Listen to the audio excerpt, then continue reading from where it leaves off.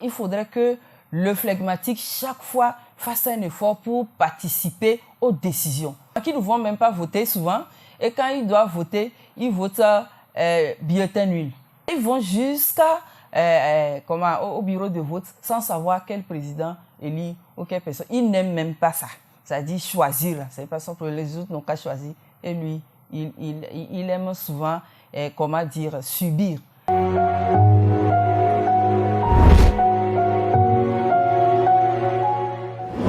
Hello les amis, on est toujours là. Moi c'est Chantal Samé Agbo, psychopédagogue de formation. Nous avons commencé une série de vidéos sur les tempéraments et aujourd'hui nous allons parler des défauts des flegmatiques. Je vous ai dit, les flegmatiques c'est des peace and love, des gens qui aiment, qui sont soumis, qui n'ont pas de problème avec quelqu'un, des gens qui s'en sortent quand c'est difficile. Dans les relations, ils sont les meilleurs. Mais ce que je voudrais vous dire, c'est que Monsieur Flegmatique, malheureusement, est enclin à l'indécision. Il n'arrive pas à prendre une décision. Tu demandes à Monsieur Flegmatique, qu'est-ce que tu vas apporter? Il te dira, oh, qu'est-ce que tu vas manger aujourd'hui? Oh. Au début, ça ne gêne pas. Mais à longueur d'années ou de jours, ça devient compliqué. Vous imaginez, vous avez un mari et vous lui demandez à quelle école votre enfant va aller. Il dit, oh, il ne sait pas. Et là, vous êtes confronté à prendre les choses en charge vous-même, seul, à être au four et au moulin. Et tout ce que vous allez prendre comme décision, il sera partant. Hein. Vous prenez la décision de l'amener l'enfant dans une école, lui sera partant pour l'amener l'enfant.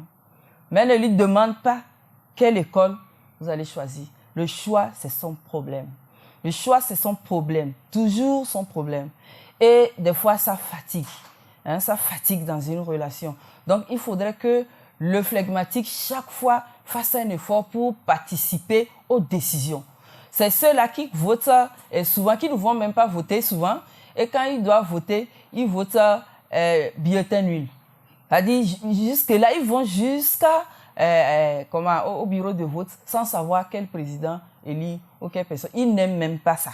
C'est-à-dire choisir. C'est pas ça que les autres n'ont qu'à choisir. Et lui, il aime souvent, subir.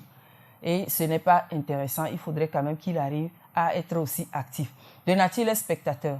Hein? Vous faites une grève, il est dans un bureau, vous faites une grève, ce n'est pas son problème. Hein? Ce n'est pas son problème. Il n'ira jamais marcher avec vous. Hein? Vous n'allez pas le voir. Il sera à la maison, peut-être à la télé, en train de regarder ce que vous faites. Parce qu'il est peace and love. Donc, il n'aime pas quand les choses sont difficiles, quand les choses sont compliquées. Et comme cela, vous constatez que des fois, on le taxe de paresseux parce qu'il peut rester dans sa chambre, hein, ne rien faire. S'il ne fait pas attention, il peut avoir du mal à faire des choses. Donc, il faudrait qu'il soit décis, il faudrait qu'il soit audacieux. Voilà, c'est ce qui manque au flegmatique, c'est l'audace, l'indécision et des fois, ça gêne autour de soi. Quand on a un enfant, quand on lui demande, va chercher un habit à porter, il passe tout le temps dans sa chambre ne sachant que porter. Et souvent, ils sont grognons, c'est-à-dire chaque fois, ils boudent. C'est des boudeurs. Quand on dit, va prendre ceci, ils boudent avant d'aller. Quand on dit, va faire ceci, ils boudent avant. Donc, quand vous êtes avec quelqu'un comme ça, vous allez croire que c'est la personne est apathique, c'est-à-dire la personne ne vous aime pas. La personne, au contraire, il vous aime, mais il n'aime pas dépenser de l'énergie. C'est un économe fini. C'est-à-dire, dans les 4 tempéraments-là, le plus économe, c'est lui. Il n'aime pas dépenser ni son énergie, ni son argent. Donc, quand vous êtes une femme, vous avez épousé un flegmatique et vous ne travaillez pas, vous allez pleurer. Parce que pour prendre 100 francs là, il faut souffrir. Pour prendre 200, il faut souffrir. Donc, le mieux, c'est d'aller chercher quelque chose à faire pour ne pas subir ce problème. À part son problème d'économie, il est le meilleur, en fait. Mais le fait qu'il n'aime pas dépenser de l'énergie, hein, vous lui dites d'aller au marché acheter quelque chose. Il ne va pas, vous lui donnez même l'argent là. Hein? D'abord, vous lui dites de prendre son argent, il ne le prendra pas. Maintenant, vous lui donnez l'argent, il n'ira pas. Parce que son problème, c'est quoi? L'énergie. Il n'aime pas dépenser son énergie. Donc, vous comprenez que Vous-même, vous devez faire certaines choses. Vous-même, vous devez prendre certaines responsabilités et surtout l'amener à comprendre qu'il a besoin de bouger en tant qu'employé, en tant qu'élève, en tant qu'enfant. Il a besoin de bouger. Les parents des enfants flegmatiques ont beaucoup de choses à faire. D'abord, c'est difficile de réveiller un flegmatique, un enfant flegmatique pour aller à l'école. Vous pouvez verser de l'eau sur lui. Il sera là-bas. Donc, il faut lui apprendre d'abord à se lever. Il faut lui acheter un réveil. Et à chaque réveil, à chaque fois que le réveil sonne, qu'il arrive à lui-même se lever. Parce qu'on ne va pas le réveiller jusqu'en terminale. Il faut qu'il arrive à se lever et qu'il arrive à travailler. Donc, vous comprenez que le fait qu'il soit avare, au fait, ce n'est pas de l'avarice en quelque sorte. C'est dû au fait qu'il est satisfait du peu qu'il a. Quand vous donnez cette pièce à un flegmatique, ça lui va. Le flegmatique n'a pas d'ambition. Ça aussi, c'est un défaut. Il n'a pas d'ambition. Il faut le secouer pour qu'il ait de l'ambition. Le peu qu'il a là, le suffit. Quelqu'un qui n'aspire même pas à la richesse, qu'est-ce qu'il va faire avec la richesse? Le peu qu'il a le suffit. Parce que pour arriver à la richesse, là, il faut utiliser de l'énergie. Et comme il ne veut pas utiliser de l'énergie, là, il se dit quoi? Je suis satisfait de ce que j'ai. Donc, comme il est satisfait de ce qu'il a, qu'est-ce qu'il fait? Il ne veut plus aller plus loin. Il faut qu'il aille plus loin. Et les gens disent que le défi pour le flegmatique, c'est la recherche de la grandeur. Il ne cherche pas la grandeur. Il ne cherche pas la grandeur. Donc, quand il y a un enfant flegmatique, il faut commencer par lui inculquer les valeurs de, comment dire, du coaching. Il faut le coacher, du développement personnel. Il faut lui inculquer les valeurs du développement personnel. Très tôt, lui inculquer les valeurs pour qu'il puisse comprendre qu'il peut aller plus loin que là où il est.